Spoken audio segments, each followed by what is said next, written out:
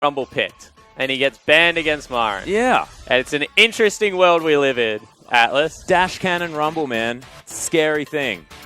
Of course, Hextech Proto Belt, if you want to have the one with all the syllables. I still don't buy it. So this is a thing. No, I've heard yeah. a lot about Dash Cannon Rumble, as you want to call it. Yeah. I'm still more of a Haunting Guy Sword Boots kind of dude, but Dash Cannon certainly does have a place in the meta, apparently. Apparently, you know, early. Build it early or don't build it at all. But we are going to have bans coming through thick and fast here, as the Ryze and Azir have also been banned away on the side of LGD. And Kindred taken away from Eimy. Is the Nidalee going to be banned? Is Eimy going to be able to pick that one up? We'll see what Eimy do want to take away next, as Swain's going to be the one removed. So they are worried about MaRin getting a bully champion up in the top lane. They have left Viktor open for Punished, however. Huge Viktor player on unlimited potential. Kind of played it before it was cool. And both sides of that Viktor Kassadin matchup as well. Some of his famous games were on the Kassadin into the Viktor. It's like they're the ones that he really worries about. But you're exactly right, going to be locked in straight away.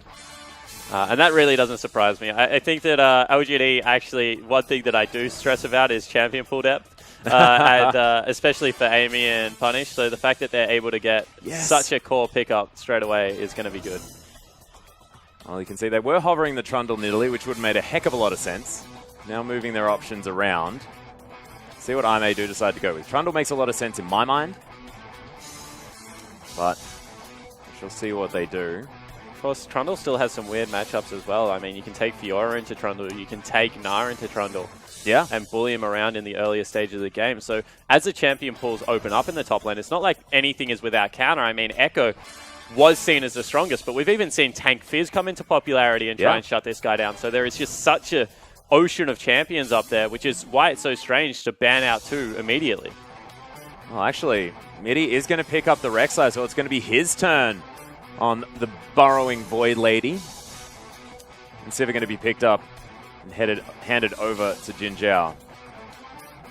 We'll see how he goes. Sivir has seen actually a fair bit of success here in the LPL so far, but it has left Lucian open, and Sivir doesn't see a lot of success in that matchup if they go into standard lanes generally. Yeah, certainly not, especially if you grab a bully support, something like a Karma to go along with your Lucian.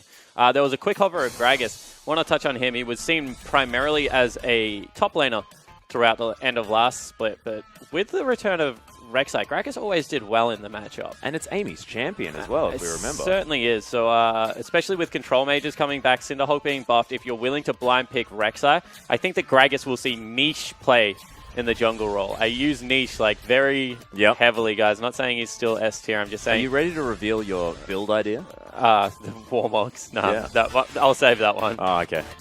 Sorry, guys. Until we have a bit of a taste test. Until it happens. But Lucian and Elise are going to be locked away here for LGD. There's Imp on Lucian. That is a terrifying thought for anyone that is an Eimy fan. A new Eimy fan, most likely. Yeah, definitely. Braum But they are currently being hovered. They are picking up momentum, the old Eimy. I think people jump the gun a little bit with I'm getting way too overexcited. I'm not going to lie to you. I've jumped on the bandwagon straight away. I'm like, oh, take me there. I'm ready to go. Yeah. Strap me in. I think that when the Colorcasters did their power ranking, they'll anywhere from second last to third in the group. So and there's a wide spectrum of what people expect out of this team. Very, very true. And at the moment, looks like they actually don't quite know what they want to be picking up. There's Maokai currently being hovered. So Sivir Maokai has always been popular. It just means that you can just run at people and track them down.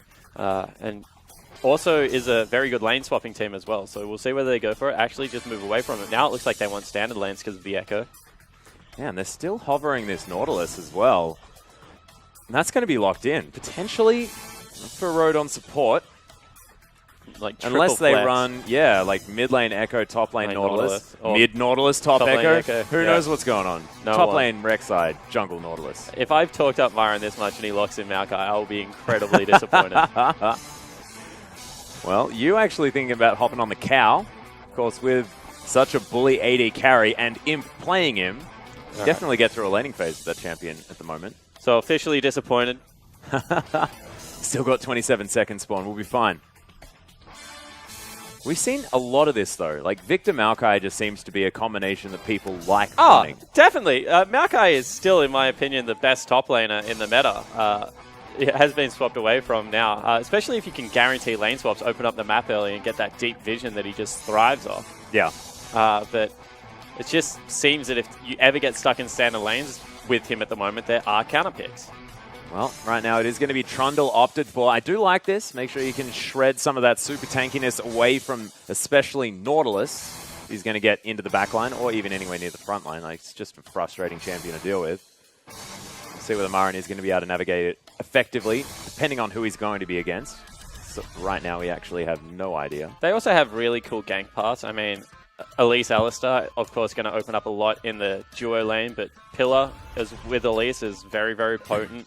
Yeah. I mean, Cocoon into any of Viktor's damage is just going to kill someone. He doesn't even need to give CC into that mix. So I think that right now LGD has a pretty well-rounded composition. Might lack hardy engage as the game goes on. Really are relying on a flash headbutt pulverize out of you there and first-time support. That is a risk. Yep. Looks like they're willing to take it. Well, Road is currently looking at LeBlanc for baeme, meaning that we will be seeing potential Nautilus support. Has been locked in here, so Road going to be taking the anchor man towards the bottom side of the map. And it is going to be the Ekko top for AmazingJ. Cool. So one thing I will say is that Lucian is a slippery little sucker at the moment. And yes. kind of in the same vein that Kalista and Vayne, when they were seeing a lot of popularity, Nautilus support was huge. Yep. Because at the end of the day, you just press R on him and he gets launched into the air and hope one of your teammates kill him. So I actually really enjoyed watching Nautilus support when all these very highly mobile AD carries are dashing around Summoner's Rift. Because he is the ultimate... Like, just shut up, stand still, and let someone hit you for a little bit. And Nautilus brings truckloads of CC to that table. In fact, one of these champions that has CC in his passive, which is just silly. But these are going to be our lineups. Trundle into Ekko, as it's the Elise opted for. Nidalee, remember, went all the way through the draft, which is very interesting. This Punish is going to be taking the Viktor blind, of course, and answered by the LeBlanc from baeme. See how he goes. Of course, have only seen his Viktor so far. It's this bottom lane that I'm quite frightened about. Imp on Lucian is just always a scary prospect if you're ever cheering for the team on the other side of the rift. Yeah, it certainly is. He's going up against Sivir Nautilus, something that we haven't seen in quite some time. So we'll see if jinjiao and Road can make it work. Imp and MaRin need to have massive games. We've hit on it a couple of times, but they've even given them the carries on this. The rest of the team comp is just control. That's exactly right. But coaches are going to shake hands. Ladies and gentlemen, let's get into our first game of the day.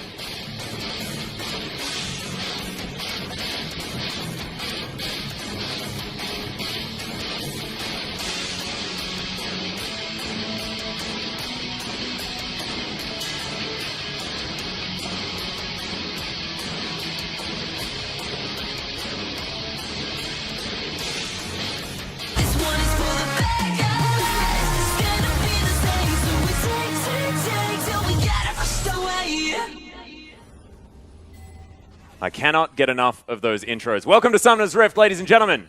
Game number 1, LGD taking on Eimy. We'll see, of course, LGD's debut for Split 2 2016. See whether Summer will treat them a little bit better than Spring this time around. Of course, with a whole bunch of change-ups. We'll see how Punish goes as we do have a look at the mid lane straight away. Just a 5-point defense from both teams, so no proactive gameplay. Of course, not really a punishable lane from either side. I'm sure they would both be happy with standard lanes. Although MaRin is chilling out down the bottom with Lucian. Well, we'll see exactly what is going to happen here. Because what we sort of opened up with was the fact that Eimy like to play this fast game. Both teams blind swap away. This is hilarious. So Eimy, LGD is 100% responding to this because they already had Trundle down there. Eimy thought, you know what? We're not going to play this game. Trundle certainly does a number on Ekko in the earlier stages until he gets some points in that time winder. Let's just swap away from it. You know, open up the map like we like to do with Sivir compositions. Not going to happen this time around, unfortunately. And you can see LGD actually not going towards the Grump. You can see the fact that Eimy are looking to try and go in and contest something here. And it looks like LGD have decided that they want to actually answer Setting up a little bit so of a surprise. smart. Yeah, the pulverize is going to be there as the face check comes in. He gets the double. So much damage out of you already. As Jinjiao down to about 100 health, he's burning to death. Imp flashes forward. The heal has to be used. And now Road might just be eaten as a consolation prize. Nice Riptide comes in, and he's actually going to survive as well. Very lucky, but there are no summoner spells left for Eimy. Yeah, only the aggressive Ignite. They do get back into lane, however, some experience early, Eimy, so that is a good news story. Imp was slightly later, but with both junglers starting on the bottom side of the rift, expect at level 3 for fireworks to continue. Yeah, this has already started off exactly as expected, especially in this duo lane. So that was actually just really smart out of LGD. What they did is they walked the long way around, as you mentioned, because they didn't know where there was a ward there, and they ensured that the face check was guaranteed.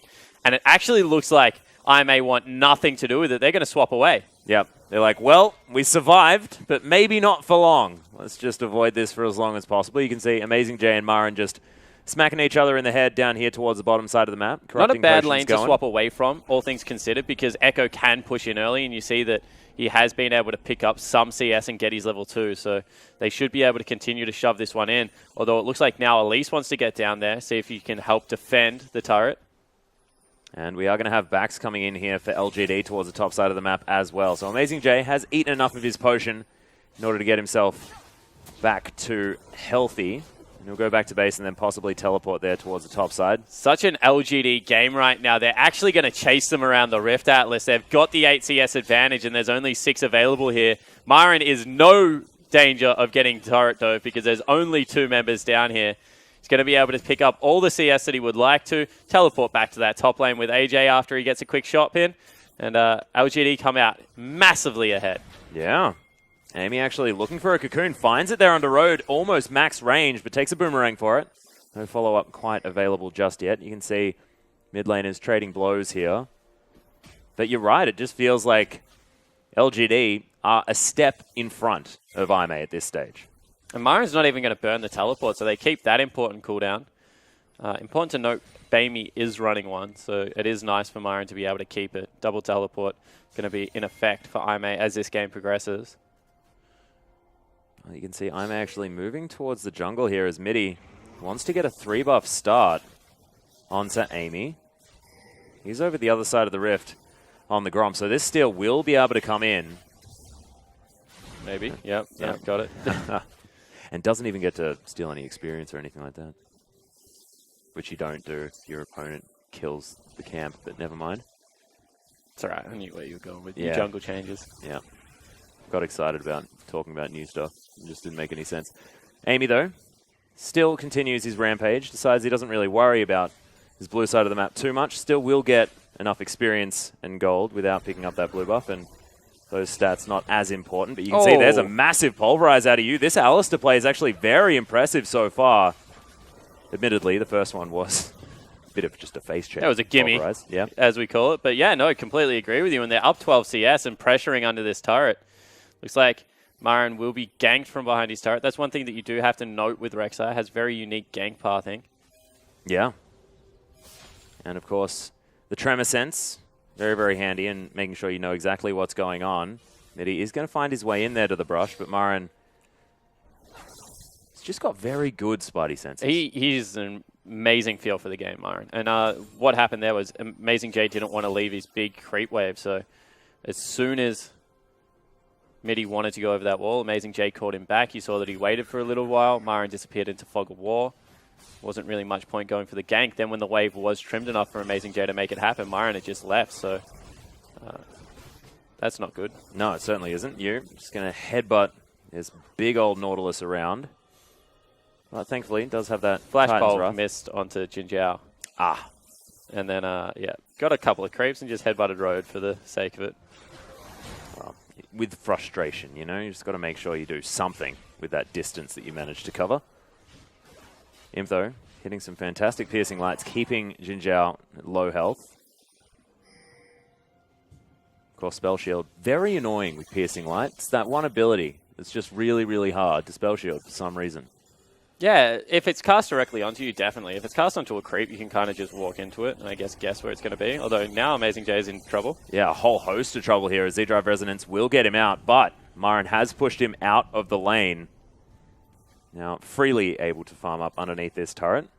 And when a Trundle is bullying you, it's a very, very frightening thing. Yeah, good job from AmazingJ, however, to have that CS advantage so he can go back. Just ulti back into lane, of course. One of the good things about the Ekko there, so he won't miss out on anything at all. And kind of now he has a dominant position in the lane because he's full health and full mana. Although it doesn't really look like MaRin got that memo. No.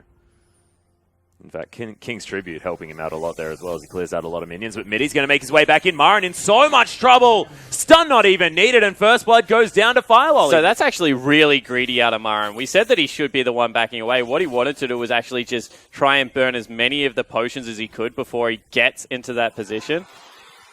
So instead, he falls down for First Blood. It's going to be an 1,100 gold lead for Eimy already. They're winning out mid lane quite significantly. Bottom lane's a wash in favor of LGD, but now top lane also in Eimy's favor.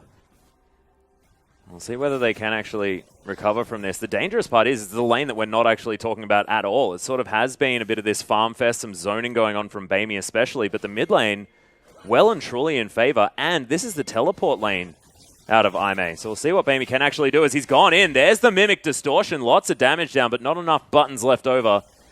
It's punished. Death Ray is going to go wide. He may have to go back. Yeah, he certainly does. He's got like 10 seconds left in this lane before that ultimate is back available. You can see that he wants to clean out another wave because it is just way too much creep score to let go over. But yeah, completely agree with you. Punish starting to fall behind in this lane, especially as a control mage, is not a good news story for the LGD lineup. Yeah, 21 CS.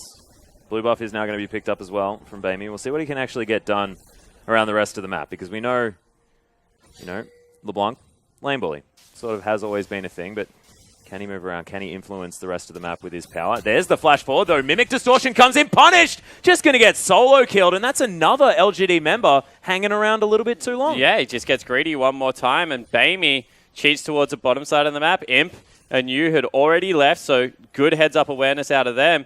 Comes back mid, flashes on top of the mid laner, and Punish actually wastes both summoner spells there. There was no way he was living.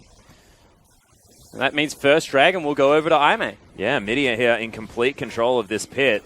You can see the Elise on the other side of the map, so Eimy not going to be able to steal this one away, and it will be an Infernal Drake going towards Eimy. What do you think about early Infernal Drake spawn? I know Frostgren likes him. They're just not so much into the late game. Like before 25 minutes, I think Ocean's the best. You don't really hit neutrals early on in the game, so like Mountain Drake is good at like 14 to 25 minutes, and of course beyond there. But then Infernal Drake takes over in popularity in my mind because you do have the stats to go towards scaling. But like the way I say it is, 8% right now of a BF sword is like another longsword. So like, sure, it's good. Yeah, but it's not. It's everything. Yeah, it's about a kill's worth of good. Ocean if you're able Drake, to buy straight you away. never have to go back to base as a jungler. That means that you can 100% have uptime on every single person on the map. Also gives you the ability to, you know, siege a lane, take damage, then move to the next lane. Once you've got there, you've got full health again. Just do the same thing again. Yeah, and it's really the mana as well for junglers. It means that you can clear incredibly quickly. Some junglers, like Elise is a good example, will go straight away into spider form at a lot of camps if she has spiderlings up to just ensure that she has full mana. I mean, once she has the upgraded jungle item, it doesn't really matter. But if you're able to get a quick Ocean Drake, you can just spam buttons. Like, you do everything. Kindred, another good example of like a surprisingly mana-thirsty jungler. Yeah. Dance around those camps a little bit faster. baeme is destroying Punished. Yeah. Rookie asking how he's holding the wave. I mean, Rusty is somewhere upstairs enjoying this matchup incredibly. Would have enjoyed yesterday as well. If you want lessons on laning phase mid lane, Rookie was certainly able to let us all know. All three of the games. Didn't matter that IG didn't take victories in all of them, because Rookie just played outstandingly well. But can baeme do what Dade was able to do and translate, you know, into the late game where he team fights incredibly well? Mitty one more time, looking top lane as well. MaRin's in trouble. Yeah, in he goes. So that's the tunnel through. MaRin immediately tries to get out of the way, but look at this. There's a lot of damage. Flash comes down. Parallel convergence. Not going to quite get there, but does give the slow into AmazingJ. He really wants this kill. MaRin is eating it up, and mitty's going to get it swapped over. Turret, of course, not going to stop any of that damage, but not enough available. And another gank onto the Trundle. Actually, incredibly well played out of Eime's top laner and junglers. Now, Punish turns around some damage onto baeme, although baeme... Yeah, there it is. Double distortion comes in as baeme trying to kite this one around. He wants more buttons. The chain's going to miss, though. And there's the barrier. Punished is going to save his own life. baeme made sure he used all of his mana to get that summoner spell. baeme missed like 3 spells in that exchange as well. That should once again be another solo kill over onto the mid laner of Eimy, but not able to get it done this time around. Still has a 22 CS lead as well as that kill. MaRin falling down twice has meant that there's a 20 CS discrepancy in the top lane as well. Really is only Imp. Yeah. And we've said this so many times, Atlas. The last bastion of hope for all of LGD is their 80 carry. Look, he's solo carried before Spawn. We'll see whether he can do it again. He's on a very, very strong champion in the Lucian, but he honestly has the hardest job in the world. Yeah. Like, oh, Imp God. should be getting paid overtime for the last 2 splits of what LGD have been going to. I'm pretty sure his salary is relatively high. Yeah, needs to be more. Because honestly, he is carrying a lot of members right now. Well, you can see AmazingJ able to have his way with this creep wave. Pushing towards him here as well, so MaRin heading down, grabbing himself a Gromp. But this is good for Jinjiao and Road, because all of a sudden, if you're 20 CS down and the whole map is even, you're starting to sweat bullets. You're like, Imp's going to take over. If you're 20 CS down and everyone else is winning, you're like, oh, well, I'll press R. We're scaling, boys. We're scaling. It doesn't really matter. I'll just rock up into a team fight, ricochet some people, and we'll get an ace. Well, Chain is going to proc the Sigil. But, of course, it was a Mimic Distortion used just to close distance, so baeme can have to wait about 17 seconds to do that all again. Which is a terrifying and frustrating thought. Does actually have Lucidity Boots there as well, so 20% CDR now. AmazingJ wants it on this mid lane. Yeah, there's the flash out of Punished as well. It's exactly what they wanted. Teleport comes in. MaRin wants to try and cut off AmazingJ, but he's not going to be able to. No one towards the top side of the map. He could have gone anywhere. As in goes baeme one more time. Just playing with that creep wave, playing with Punished's feelings. Get some damage down onto Punished as well, and you can see that he's gone with the Corrupting Potion, so he's more than happy to continue to trade like this because he's the one that has the superior health pool. Punished has to go back one more time, gets another upgrade into the Hex Core. Something that you and Rusty were talking about a little bit. I mean, if you fall behind as Viktor, it is nice to just get towards perfect as quick as possible. Yeah. You know, speed up the Chaos Storm, make sure they can stay in what little damage you have straight away. With the fact that, you know, the ticks are more damage as well, feels more important. All right, all of a sudden, Eimy has just placed a ward behind the tower, and there are 2 teleports available versus none. Oh, if this isn't projected, I have no idea what is. As Punish is going to move towards the blue buff, this could be the time. As there are pings everywhere. AmazingJ probably wants to be able to get back towards that top side of the map. Here goes mitty. Yeah, Teleport's coming out. Yeah, that is AmazingJ making his way in. There's the Pulverize used, trying to get them out of there. Dredgeline max range from Road, and Imp just evaporates. You, Unbreakable Will, but he's getting slowed down and slowly but surely destroyed. AmazingJ grabs a double, and he already had an Iceborne Gauntlet. This Ekko was already huge. And Imp kind of just smiles to himself. He was like, oh, well, you know. I was at my tier 2. I don't know about how much further back I can go. What more do you want from me, team? Yeah. So in the end, it is going to be a double kill going over to AmazingJ. And as I said, Jinjiao, I don't even know if he auto-attacked someone, but he blew the donkey whistle and he gets the... 10 out of 10 for the donkey whistle. But you're exactly right about Road using that depth charge as well. Imp, he had to just watch it chase after him. So you can see that they're just confident they can take through that one. AmazingJ gets both of them. That was just a really well-coordinated dive. It's going to secure them the Ocean Drake now. Actually, that's the air. Yeah, that is Cloud Drake.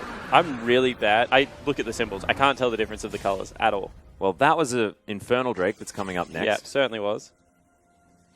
That's just going to be a further hole that they have to climb out of right now. You can see that it's really not even the bottom lane that gets a big benefactor of that. It really is AmazingJ who picked up the double, goes back, nearly has a Sunfire picked up for himself right now.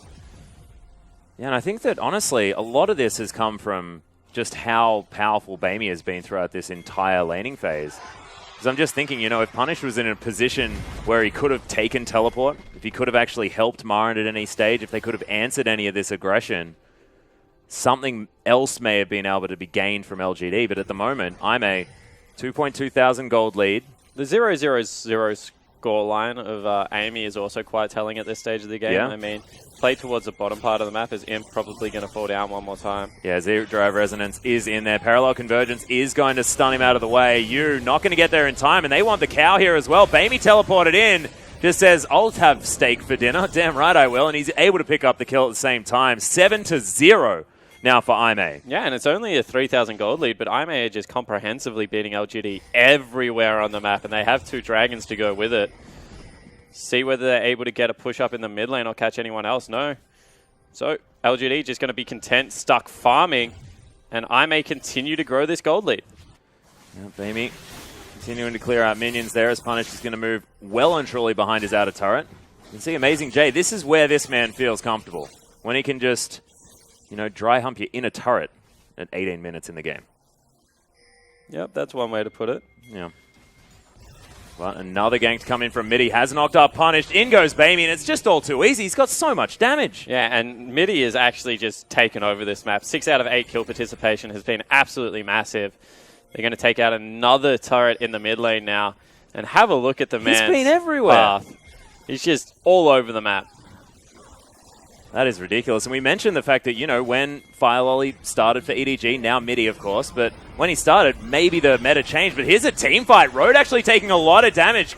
Imp tries to get the culling across, but it's just not doing the damage necessary. MaRin has picked up one as Road falls down, but you now out of position. baeme, just an auto attack will be enough to do it as AmazingJ's just going to take that one out.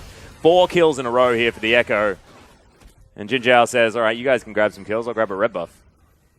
So LGD don't want to go through a game without getting a kill, so they go into a team fight. As you can see, none of them, all of them together don't do as much damage as baeme right now, however, which is kind of a scary prospect. Yeah. Amy, in fact, baeme, sorry, doing more damage than both the Sivir and Rek'Sai combined in that team fight. I think he does more damage than everyone. Yeah. 1,500. Yeah, he does equivalent damage of everyone on the... On LGD. Yeah. Yeah. And he's gone for the second item Void Staff here as well. Bit of a snowballed Void Staff option.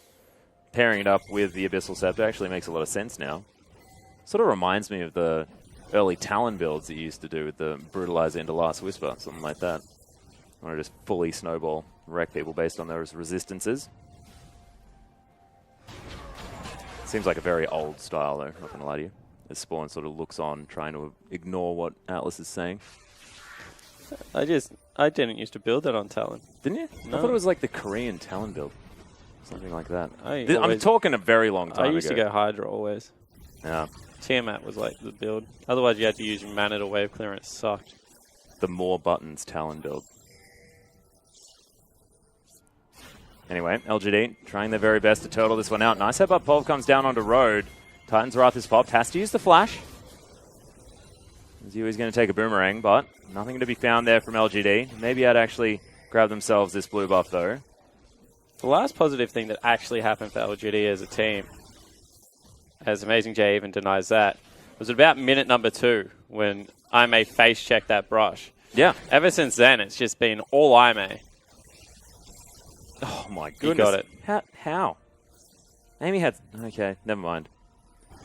AmazingJ is playing with LGD this stage. Inner turret, of course, did fall down. MaRin takes a big burst of damage from baeme. That QW combination. Still very far ahead is this LeBlanc. Subjugate is going to be used. Chains land, though. baeme does have to get out of the way. He goes again.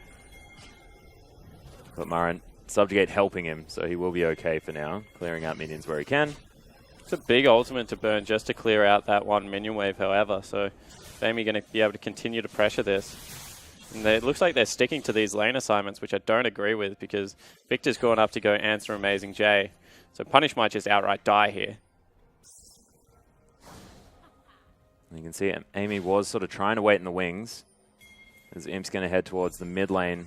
Possibly try and grab himself some farm As jinjiao clears out the whole wave. Punish, like you said, could be in a whole host of trouble. Lots of movement speed now for the Ekko, as he could just throw down the ultimate hit. There it is! And he turns it all around. Nice shield to come in here as Chaos Storm's doing some work, but AmazingJ is so strong. Not strong enough. As Punished was able to grab it in the end. And it's plays like that that actually cost AmazingJ his spot on the EDG lineup. There's no reason to go for the kill there. Just back away. You've already got rid of the summoning spells. You knew that he was going to go for it. And sure, if he gets it, it's a highlight reel play. But that's not how you win games of League of Legends. They're still 6,000 gold up. But that's a little bit of a worry for Eimy because all of a sudden they've lost control over a dragon area. And maybe LGD look to fight. We'll see whether they can get something done. Of course, the Dark Seal was there for AmazingJ, and he just lost a whole heck of a lot of stacks. As Eimy lands a decent cocoon. Nice headbutt. Pulverize comes in. If they manage to lock down baeme here, it could be a big deal. But, of course, LeBlanc relatively able to get themselves to safety. Yeah, they wanted nothing to do with baeme there. Even once the CC had been laid, Eimy still didn't throw out It was spells. like a hot potato type situation, wasn't it? It's like, no, take it away, take it away. Right, next dragon is going to pop up here. This is going to be third. If I may grab it. Second Infernal Drake. That is a lot of added stats. And it's 16%. One of those times where you kind of have to let it go, but you really don't want to if you are LGD.